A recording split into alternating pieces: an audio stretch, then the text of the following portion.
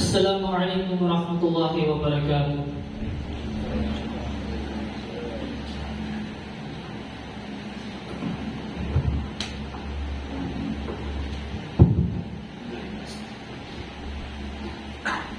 Allahu Akbar, Allahu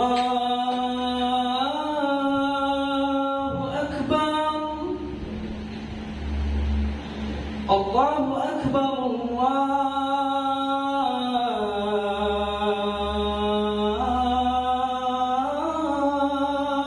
Akbar. Ashhadu an la ilaha illallah.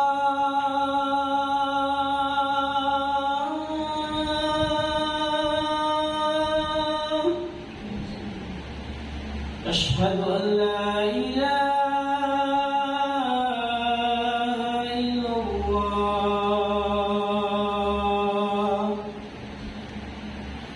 أشهد أن محمدا رسول الله.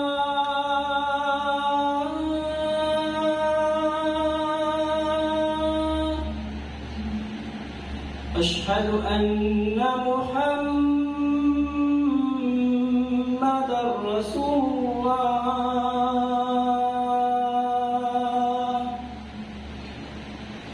حي على السلام،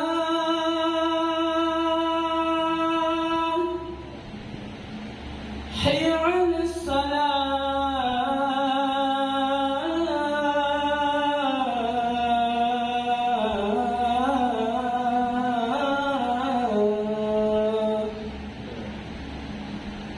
حي على الفلاح،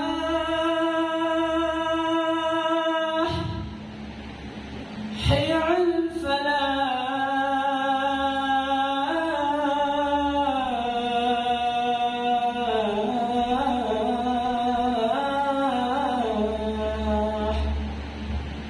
الله أكبر،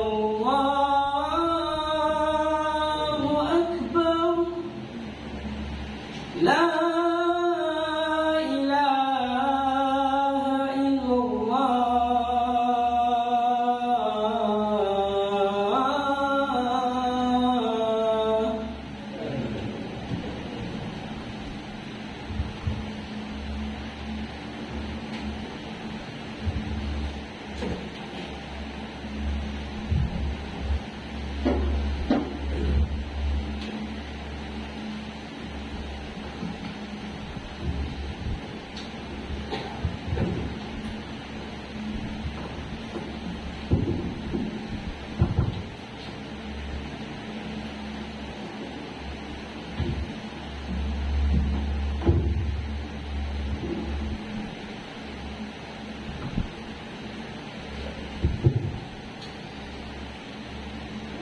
إن الحمد لله نحمده ونستعينه ونستغفره ونعوذ بالله من شرور أنفسنا وسيئات أعمالنا. من يهده الله فلا مضل له ومن يضلل فلا هادي له. وأشهد أن لا إله إلا الله وأشهد أن محمدا عبده ورسوله. Ang lahat ng papuri at pasasalamat, pagbabalik loob ay para lamang kay Allah subhanahu wa ta'ala, ang Panginoon ng lahat ng nilalang. Ako'y sumasaksi na walang ibang Diyos, walang ibang dapat sambahin maliban si Allah subhanahu wa ta'ala. At ako'y sumasaksi na si Propeta Muhammad sallallahu alaihi wasallam ay kanyang huling propeta at kanyang huling sugo. Ya ayyuhalladhina amanu taqullaha haqqa tuqatih wa la tamutunna illa wa antum muslimun. O kayong mga sumasampalataya, matakot kayo kay Allah ng tunay na pagkatakot at huwag kayong mamatay na maliban kayo ay nasa kalagayan bilang mga Muslim. Ya ayyuhan nasu taqu rabbakum alladhi khalaqakum min nafsin wahidah wa khalaqa minha zawjaha wa batha minhuma rijalan katiran wan nisaa. واتقوا الله الذي تساءلون به والأرحام إن الله كان عليكم رقيبا. يا أيها الذين اتقوا الله وقولوا قولا سديدا يصلح لكم أعمالكم ويغفر لكم ذنوبكم ومن يطع الله ورسوله فقد فاز فوزا عظيما.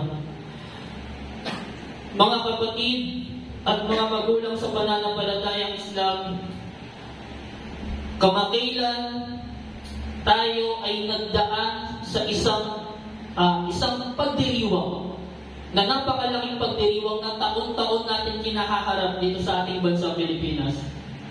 Na kung saan taon-taon ipinagdiriwang ang isang napakalaking pagtatambal kay Allah Subhanahu wa Ta'ala, pagsubok sa ating mga mananampalataya.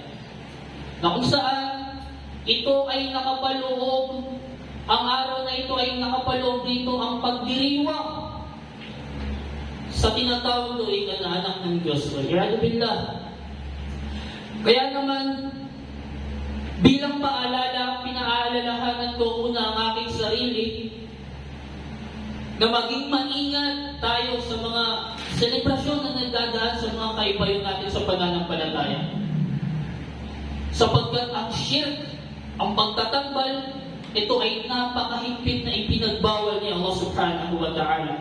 Sinabi ni Allah sa banal na Quran, hindi niya pinatatawad ang nagkasala ng shirk maliban na ito ay nagbalik loob habang siya ay nabubuhay pa lamang. Ngunit ang tao na inabutan ng kamatayan, na siya ay nasa kalagayan ng pagtatambal, faqad haramullahu alayhi al-jannah. Sa kanya nga ay ipinagbawal ang paraiso. Sinabi ng Rasulullah sallallahu alaihi wasallam, gusto niyo bang sabihin ko sa inyo kung ano ang pinakamalaking kasalanan? Sabi ng mga sahabat, Ya Rasulullah, ano yan Ya Rasulullah? Sabi niya, ang shirk, ang pagtatambal kay Allah Subhanahu wa Ta'ala. Kaya naman mga kapatid sa pananampalatayang Islam, paalala una sa aking sarili na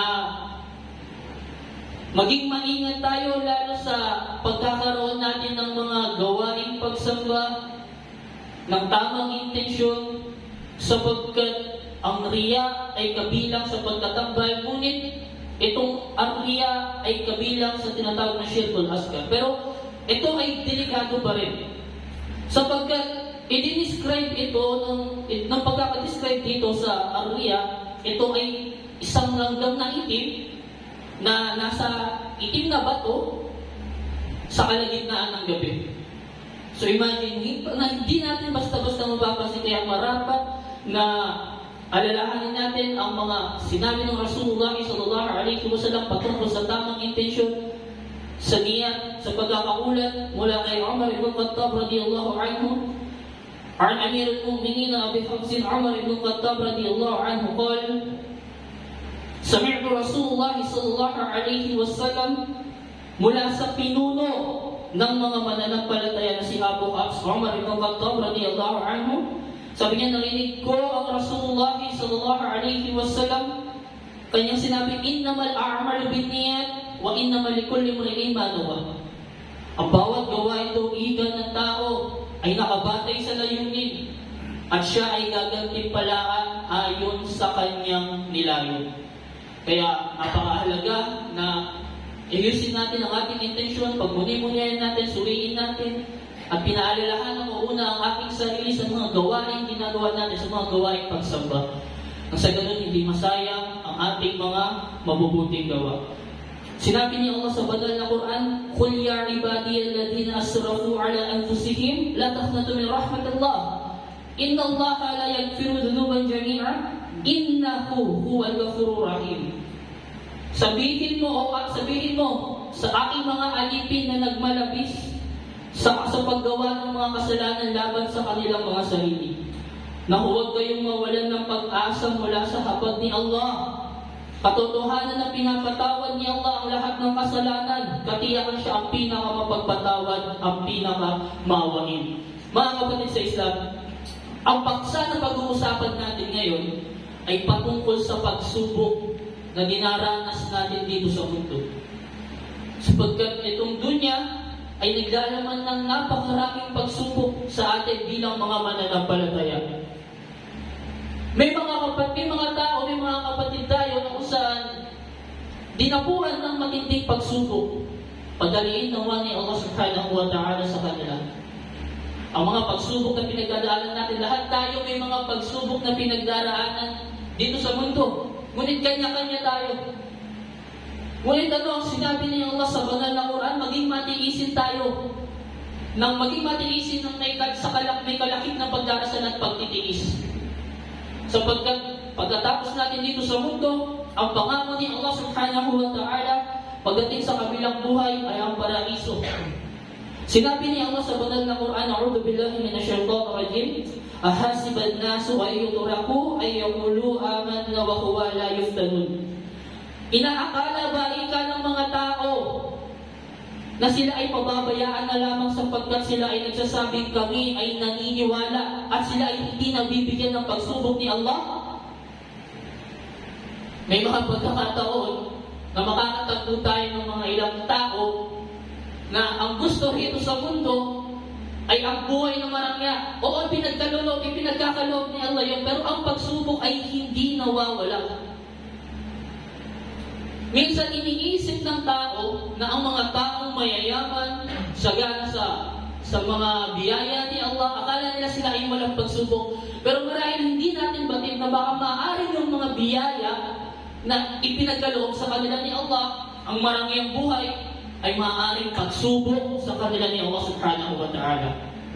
Pagsubok sa binibigyan sila ng ganitong klaseng biyaya upang ipakita ni Allah subhanahu wa ta'ala kung sila ba ay mananatili kapag ipinagkaloob sa kanila ang mga biyaya na inaasam nila, ang mga biyaya na hinihiling nila.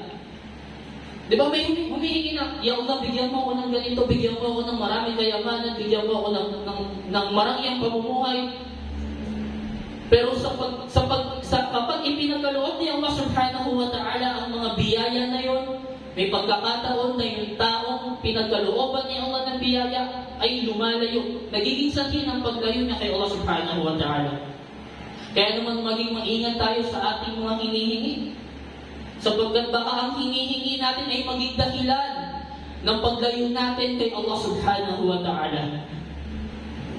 Sinabi ni Allah sa banal na Quran, وَلَقَدْ فَتَنَّا الَّذِينَ مِنْ قَبْلِهِمْ فَلَا يَعْلَمَنَّ اللَّهُ الَّذِينَ صَدَقُوا وَلَا يَعْلَمَنَّ الْكَاذِبِينَ.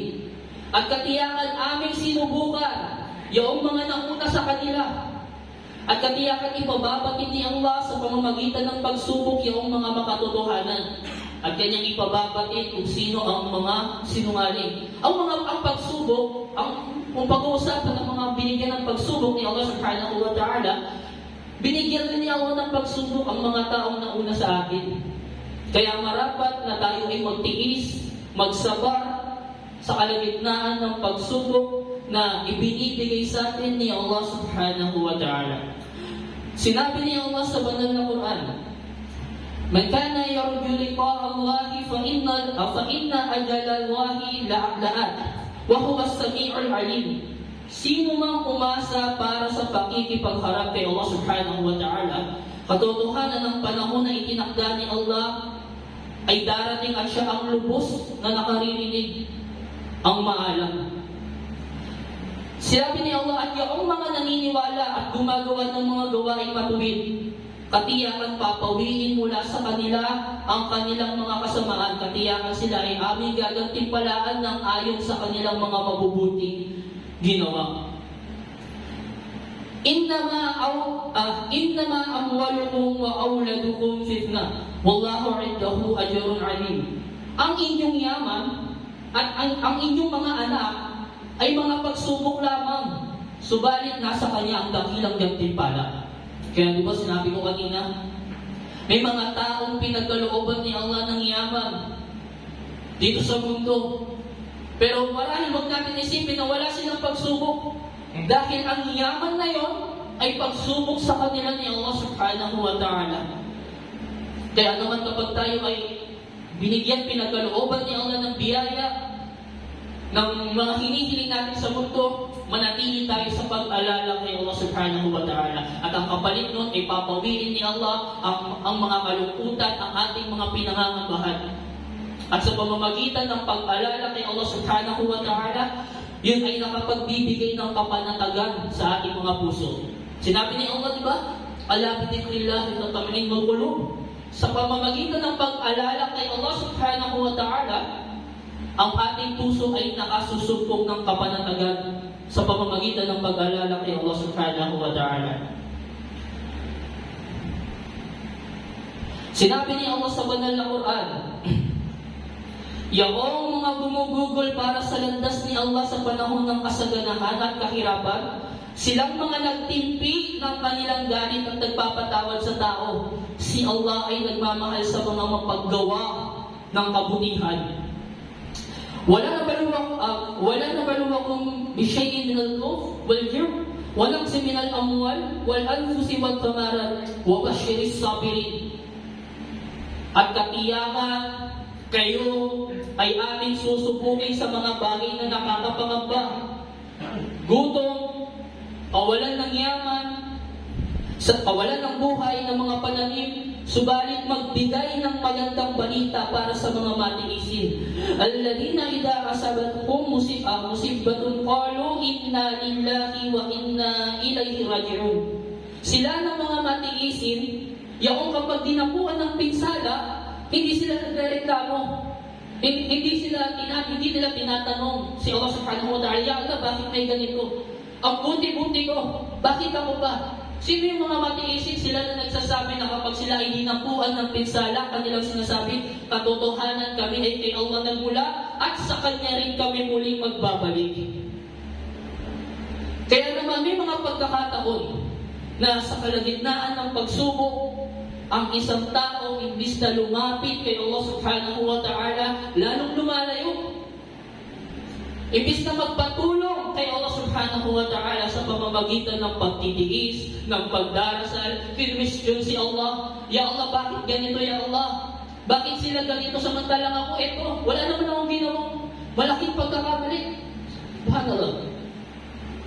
Kaya marapat na kapag dinapuan tayo ng pagsubok, nandun yung pagtitiis, at sa pamamagitan ng pagdarasal at may kalakip na pagtitiis. Sinabi ni Allah sa banal na Quran, ulaika alayhim salawatun min rabbihim wa rahmah wa ulaika humul muhtadun. Sila yung mga nagawaran ng pagpapala at kapatawaran mula sa kanilang Panginoon at ng kanyang habag ay sila yung mga matuwid na napatnubayan.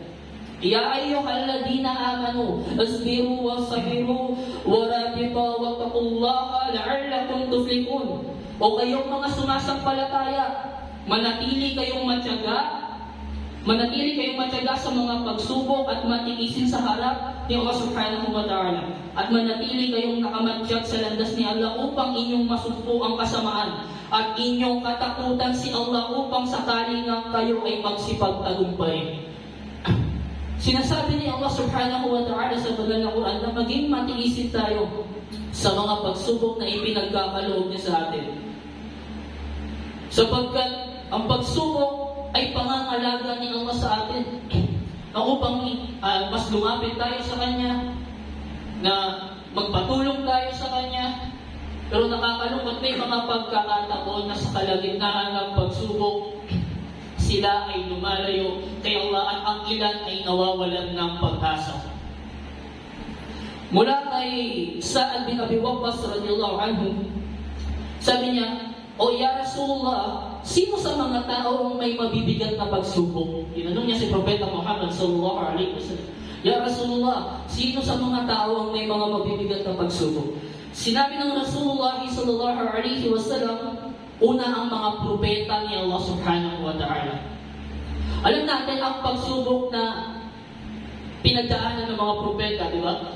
May mga propeta na pinatay, na gustong patayin ng mga tao ng panahon niya. Maging si Isa alayhi salam, nang siya ay pinagbalakan ng mga tao na siya ay patayin. Ang mga pagsubok, ang maging Rasulullah sallallahu alaihi wasallam, alam natin, ang naging buhay niya sa Makkah. Di ba? Kaya, ang unang may mga mabibigat na pagsubok ang mga propeta, tapos ang kagaya nila, ang mga matutuwid na tao, sapagkat susubukin ang tao ayon sa antas ng kanyang pananampalataya. Kapag matatag ang kanyang pananampalataya, ay matindi ang mararanasang pagsubok. Kapag mahina ang kanyang pananampalataya, ay makakaranas ng pagsubok ayon sa kanyang pananampalataya, ayon sa antas ng kanyang iman. Kapag mahina ang kanyang pananampalataya, hindi mawawala ang pagsubok sa isang tao hanggang sa siya ay maglakad sa ibabaw ng lupa ng walang anumang kasalanan. So, ipinapakilala ng Rasulullah sallallahu alaihi wasallam. Kung pagsubok lang ang pag-uusapan, tingnan natin ang mga pagsubok na pinagdaanan ng mga propeta ni Allah subhanahu wa ta'ala, na maging ang mabuting halimbawa sa atin nang magkaroon tayo ng pagtitiis, ng paglapit kay Allah, pagtitiwala kay Allah subhanahu wa ta'ala. At ipagpasalamat natin ang mga pagsubok na dumarating sa atin na nagiging dahilan upang hindi tayo malayo kay Allah subhanahu wa ta'ala. Wa aqulu qawli hadha wa astaghfirullah li wa lakum wa li sa'iril muslimin min kulli dhanbin fastaghfiruhu innahu huwal ghafurur rahim.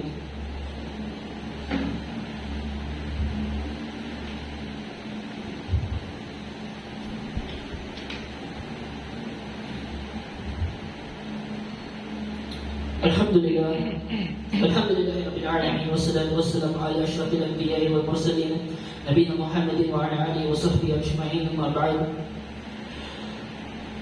Unang pagtitiis, unang uri ng pagtitiis, mga kapatid, sa pananampalatayang Islam, mula sa pagsunod kay Allah subhanahu wa ta'ala, wala sa pagsunod sa lahat ng ipinag-utos ni Allah subhanahu wa ta'ala sa layuning makamit ang gantimpala natin. At maging matatag sa pagsasagawa ng mga tungkuling ipinag-utos ni Allah at maging alinsunod sa batas ng Islam. Sinabi ni Allah sa banal na Quran sa Surah Taha, ang ayah ay 132, at iyong itagubilin ang pagdarasal sa iyong pamilya at maging mataimtim sa pag-aalay ng sala at pagdarasal. Kagaya ng pagtitiis natin, mga kapatid, sa madaling araw, puputulin mo yung napakahimbing ng pagtulog mo para sambahin si Allah subhanahu wa ta'ala. Ang napakahimbing na tulog mo sa madaling araw, puputulin mo yun para sambahin si Allah subhanahu wa ta'ala. Ikalawang pagtitiis, ang pag-iwas sa lahat ng ipinagbawal ni Allah subhanahu wa ta'ala. Dito sa mundo, alam natin, buwaba ng alak.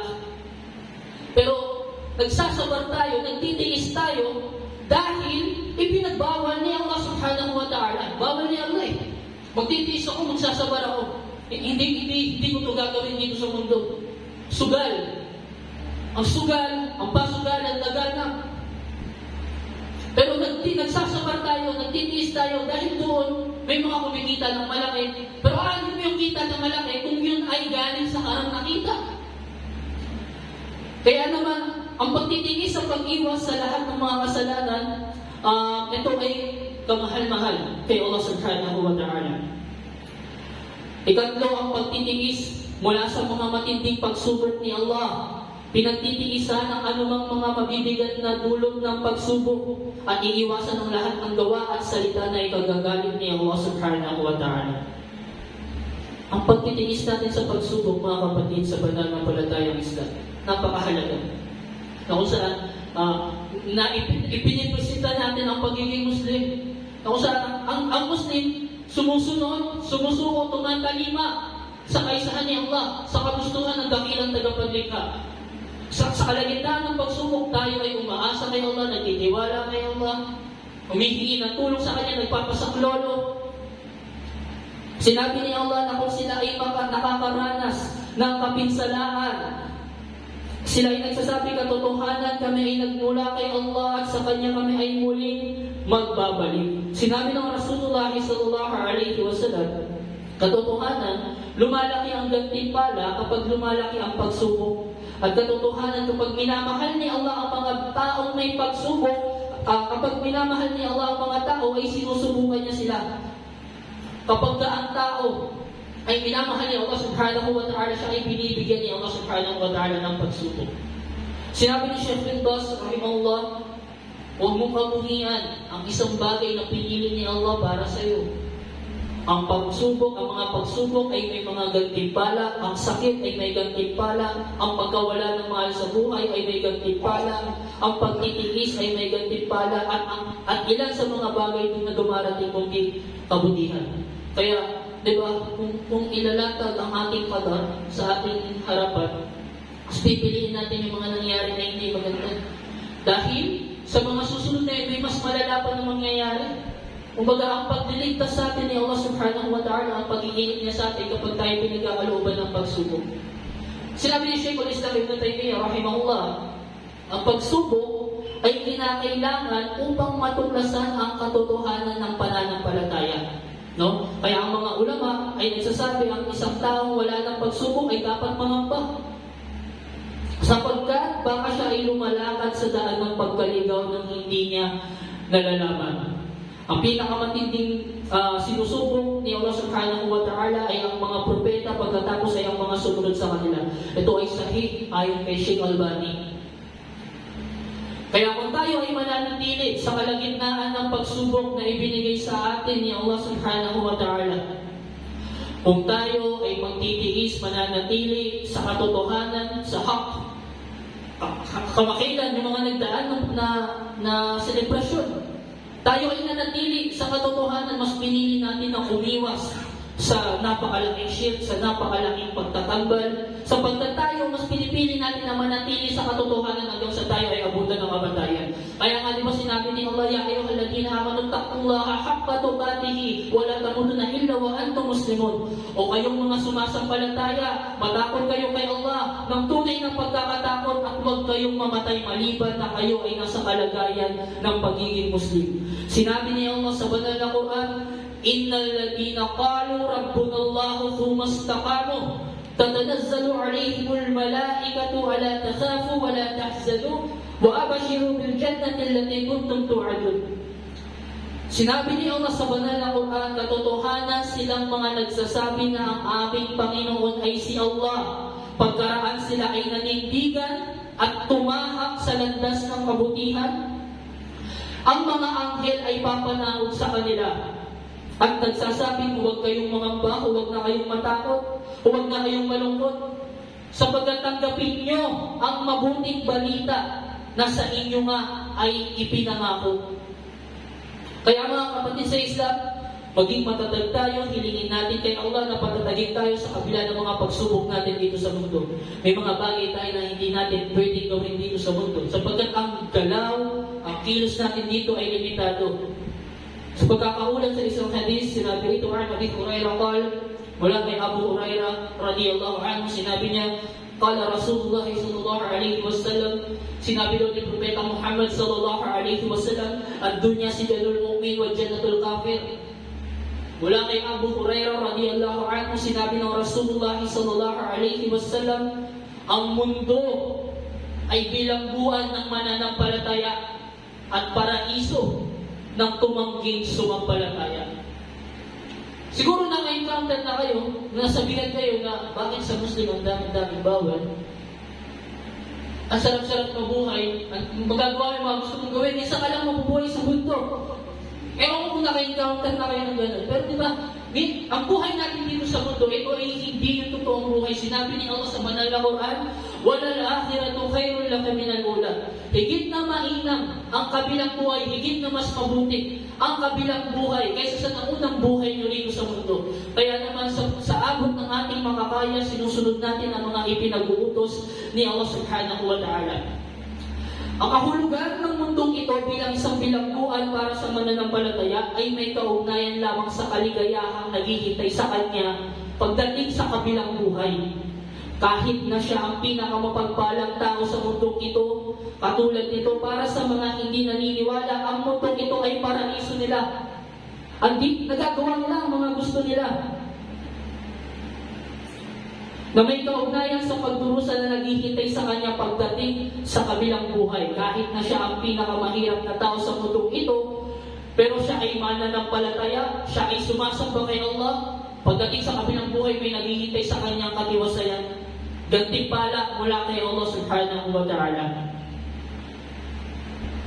Sinabi ni Imam Ibn Qayyim sa kanyang aklat na Shifa al-Halil, ang mananampalataya ay nasa kapayapaan at kontento sa buhay na ito. Sa kabila ng anumang paghihirap na kanyang kinakaharap, at kapag ang pananampalataya ay malakas, ang kagalakan nito ay tumatagos sa puso. Ang isa ay higit na payapa na kaysa sa kahirapan, kaysa sa mga pagdanasa. Ang mga kasiyahan dito sa mundo, ito ay pansamantala lamang. Kaya kung siya ay aalis rito sa mundo, ang paglawak ng kanyang kaluluwa at ang kaginhawaan ng kanyang nararanasan mula sa paghihiwalay mula rito ay higit na higit tulad ng kalagayan ng isang umalis sa isang makitid na bilangguan. Kaya naman, may mga bagay tayo na hindi natin pwedeng gawin dito sa mundo, pero kung tayo ay magtitiis, pagsasabar, alang-alang sa pagsunod kay Allah subhanahu wa ta'ala, tayo ay magkakamit ng gantimpala kay Allah subhanahu wa ta'ala pagdating sa kabilang buhay. Faya ibadallah salu ala nabiyukum fa inna Allah ta'ala amarakum bidhalik haythu qala inna Allah wa malaikatuhu yusalluna ala nabi ya ayyuhalladhina amanu sallu alayhi wa sallimu taslima.